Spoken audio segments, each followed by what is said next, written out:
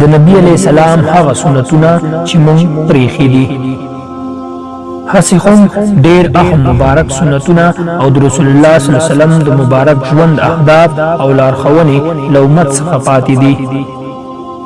که څه هم اوس هم داسې وفاداره امتیان شته چې د ټولو سنتونو د عملي کولو لپاره توفیق لري، خو بیا هم ځینې سنتونه چې عموما ترک ښکاري په داسې ډول دي باید چې ژوندي شي.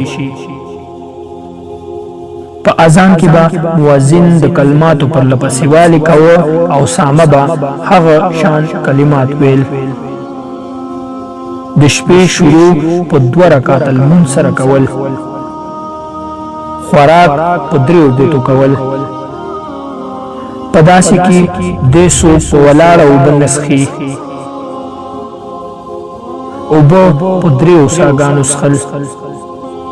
په اوداسه سره ویده کېدل. د مسلمان ورور زیارت د الله جي د رضا دپاره کول.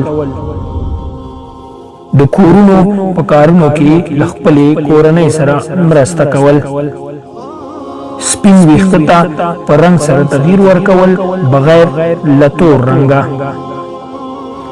د نارینه لپاره د سپینې جامې اغوستل.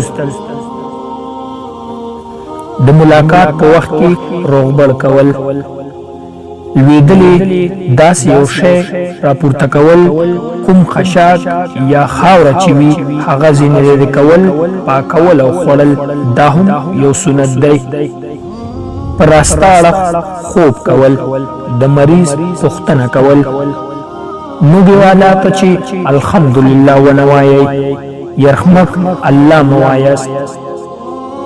د چرمښکو وژل ځکه خلکو ته ډول ډول ضرر رسوي او د پخوا څخه یو مؤثر حیوان دی. له لارې څخه د ضرري شي لرې کول. په اوبو کې نه پوکول. د امت مشکلات په اجتماعي روحیه د حلالولو کوښښ کول. نکاح په مسجد کې کول. د خلکو اړتیاوې پوره کول. د قهر زغمل. وصیت لیکل. د جمعې لمانځه ته وختي تلل.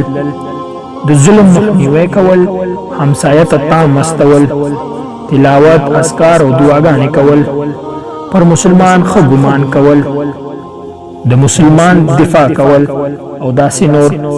ګران وروڼو، دا سنت باید عملي کړو او تر نورو مؤمنانو یې ورسوو تر څو د رسول الله صلی الله علیه وسلم مبارک سنتونه ژوندي کول زموږ وظیفه وګرځي او له ډېرو ثوابونو څخه یې برخمن شو. د ثواب په نیت یې نورو ملګرو سره هم شریک کړئ.